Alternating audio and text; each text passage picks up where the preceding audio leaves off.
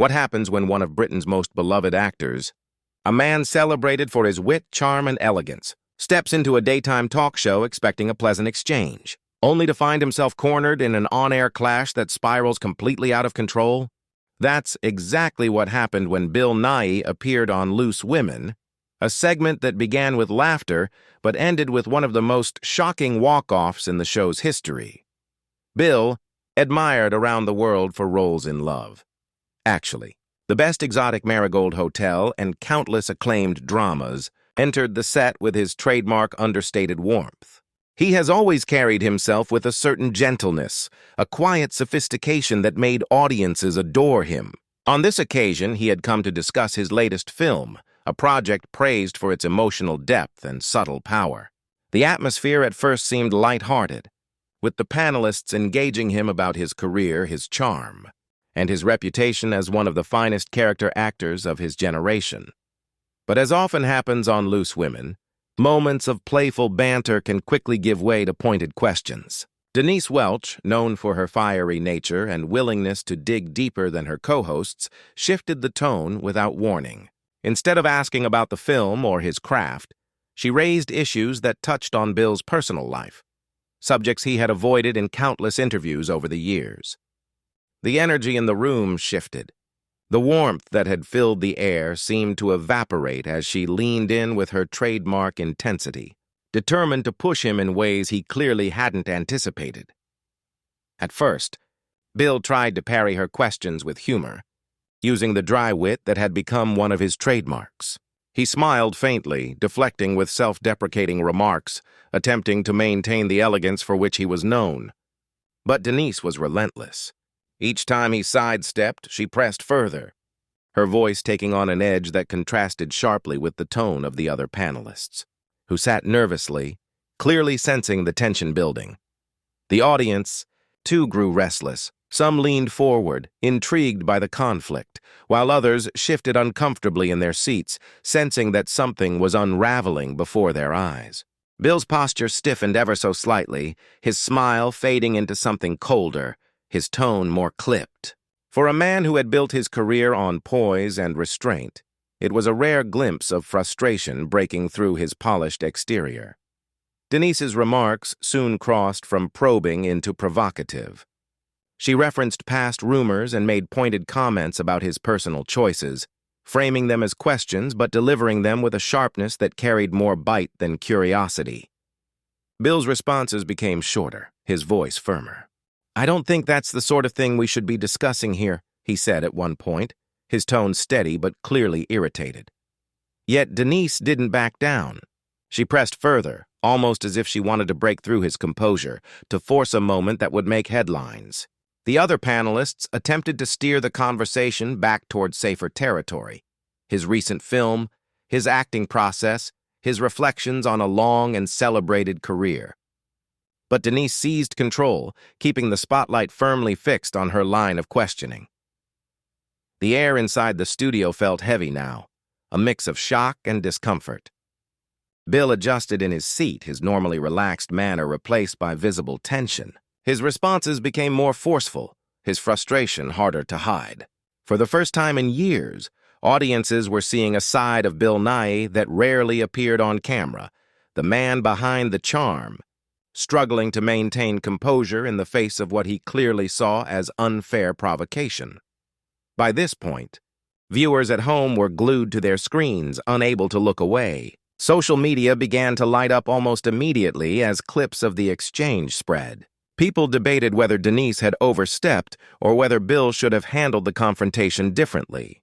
But inside the studio, the drama was unfolding live with no pause button, no way to undo what had been said. It was at this moment, with Denise continuing her relentless questioning, that Bill's patience began to fracture. His replies were sharper now, his tone firmer, and the distance between polite disagreement and open conflict had all but disappeared. What had started as a cheerful interview had transformed into something explosive, a clash of personalities that no one could have predicted, but everyone would remember. As the exchange grew sharper, the tension in the studio reached a breaking point.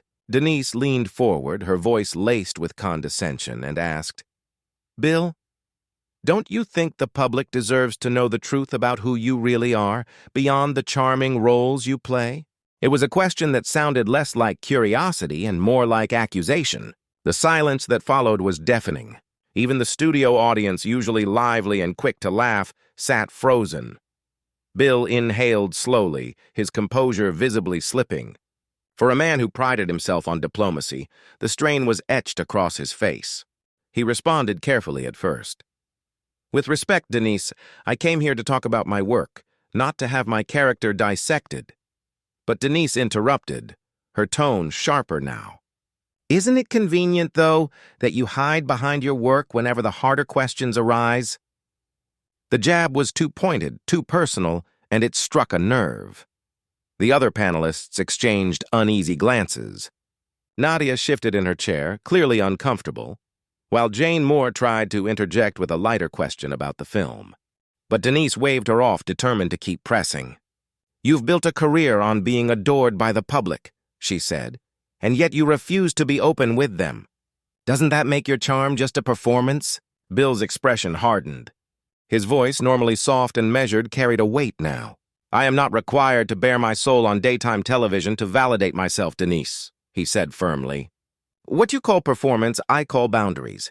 And frankly, I expect those boundaries to be respected." The studio audience murmured, some nodding, others gasping at the sharpness of his tone. But Denise only doubled down. "Boundaries? Or excuses? Because from where I'm sitting, it looks like you've spent your career avoiding accountability." That was the moment something snapped. Bill leaned forward, his calm veneer gone. "Accountability for what exactly?" he asked, his voice rising. "For living my life privately? For not inviting strangers into every corner of who I am? This is absurd, Denise. You're not conducting an interview, you're staging an ambush." The tension was unbearable now. The control room debated cutting to commercial, but the cameras stayed fixed on the confrontation. Nadia reached out gently. "Denise, maybe we should—" But Denise cut her off. "No, let him answer. Why so defensive, Bill, if you've done nothing wrong?" Bill shook his head slowly, disbelief etched on his face. "Defensive? No, I'm dignified. And there's a difference. What's happening here is not journalism. It's not entertainment. It's cruelty disguised as curiosity." The words hung in the air like a verdict. The audience gasped again, some even clapping in support. Bill began unclipping his microphone, his hands steady, despite the storm raging in his voice. "I've done this too long to tolerate such disrespect," he said quietly. "I won't sit here and be diminished on live television." Denise's eyes widened. "Oh, so you're just going to walk out? Run away because someone dared to challenge you?"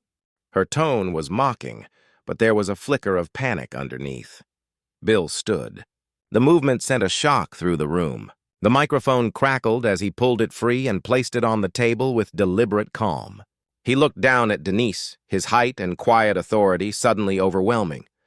"No, Denise," he said, "I'm leaving because I value respect, something that has been sorely missing here today." The audience erupted, some applauding, others murmuring in shock. Nadia's eyes filled with tears as she turned to him. "Bill, I'm so sorry. This isn't what we do here."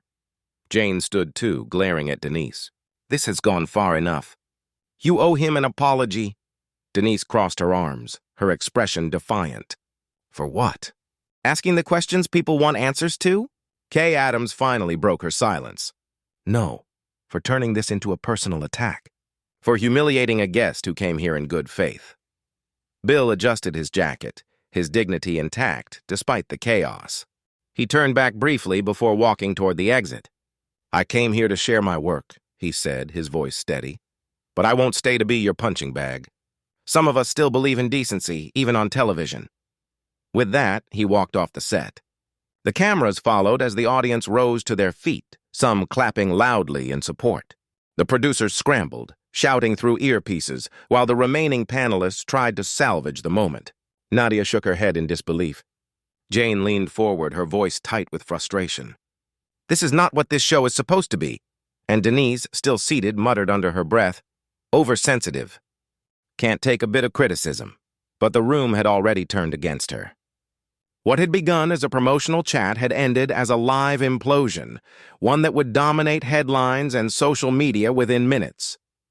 Bill Nighy had left the stage, not as a rattled guest, but as a man unwilling to compromise his dignity. And Denise Welch, in her defiance, was left to face the fallout of a confrontation that would not soon be forgotten.